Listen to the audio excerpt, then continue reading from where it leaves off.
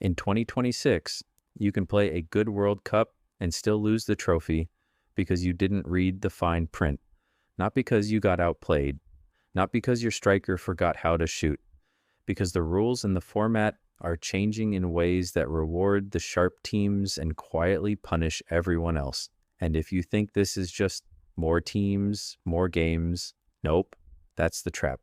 I'll break down the 2026 World Cup changes fast, in plain English, and show you the sneaky moments where teams will get eliminated on technicalities, discipline, and math, and stay to the end, because there's one format twist that can turn winning your group into the worst possible path to the final.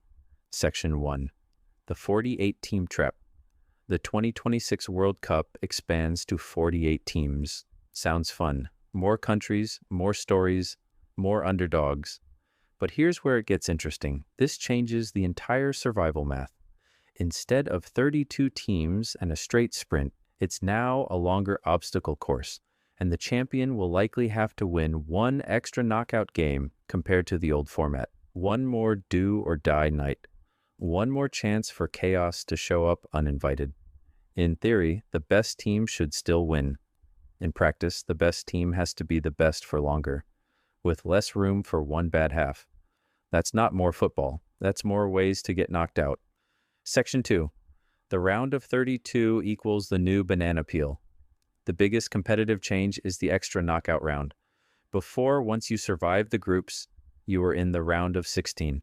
Now, you have to survive a round of 32 first. That's basically FIFA saying, congrats on the group stage. Now prove it again immediately. And the problem is obvious. Knockout games don't care about your possession stats. One red card, one deflection, one goalkeeper having the game of his life. Good night. You know the type.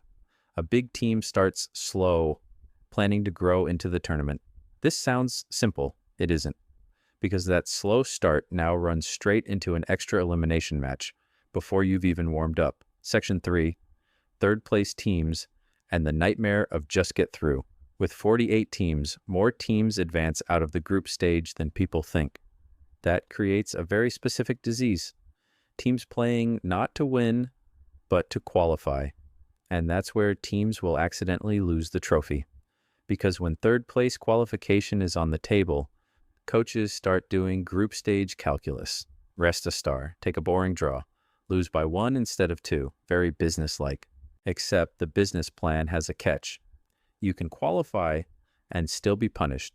You might stumble through as a lower seed and then immediately draw a heavyweight in the round of 32.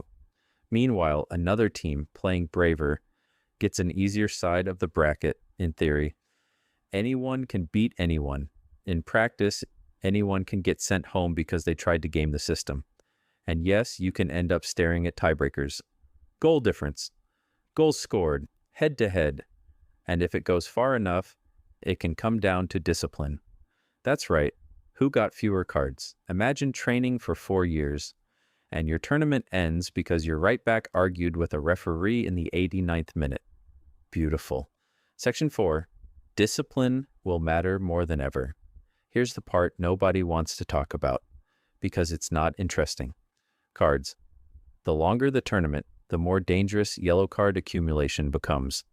One extra knockout round means one extra match where a yellow can flip your entire roster plan. You pick up silly yellows in the group stage, then suddenly your best defensive midfielder is suspended for the biggest game so far. And it's always the dumb ones too. Kicking the ball away, walking in front of a free kick, grabbing a shirt, just a little. You know the type, the veteran move that becomes a highlight reel disaster. My opinion, the 2026 champion will need discipline like it's a tactic, not play hard, play smart, because suspensions don't care if you're the captain. Section 5. Stoppage time isn't vibes anymore. If you watched recent tournaments, you've already seen the trend. Added time is getting added, for real. No more friendly little +3 when there were 12 injuries, 6 subs, and a VAR check. And this will absolutely cost teams, because time wasting used to be a skill. Now it's basically a gamble with interest. Here's where it gets interesting. A team that thinks it's killing the game might actually be creating more game. You waste time, the ref adds Time, emotions rise, legs get heavy, and suddenly you're defending your life for 8 extra minutes. In theory, this is fair.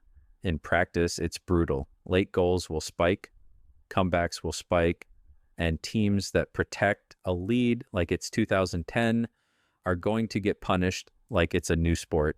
Section 6, VAR plus offside tech will catch what humans can't. Another 2026 reality. The cameras aren't getting worse. They're getting meaner. VAR is staying. And the offside technology is designed to spot tiny margins fast. So that classic moment where a striker celebrates, the stadium erupts, and then everyone stands around waiting? Yeah, that's not going away. And teams will lose the trophy on it. Not because the rule is new, but because the enforcement is cleaner. A shoulder, a toe, a lean, gone. This sounds simple. It isn't, because it changes how teams press, how they hold the line, and how forwards time runs. The best teams will train those micro movements like it's set pieces. The rest will complain in press conferences like it changes the result. Spoiler, it does. Section 7, squad management, will decide the winner. Let's talk about the least glamorous part of winning a World Cup, using your bench correctly. Modern tournaments allow more in-game substitutions than the old days, and managers treat that like an optional feature, like turning on dark mode.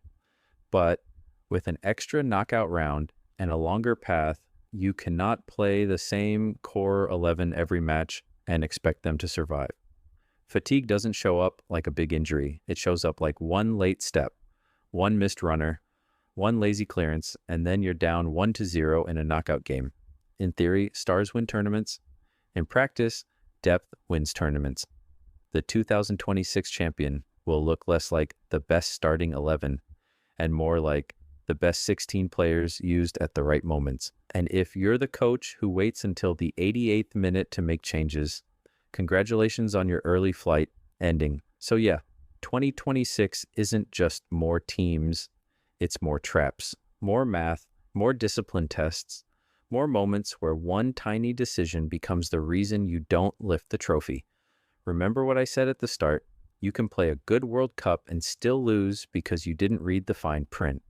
The core idea is this: the next champion won't just be the best team, they'll be the best problem solver.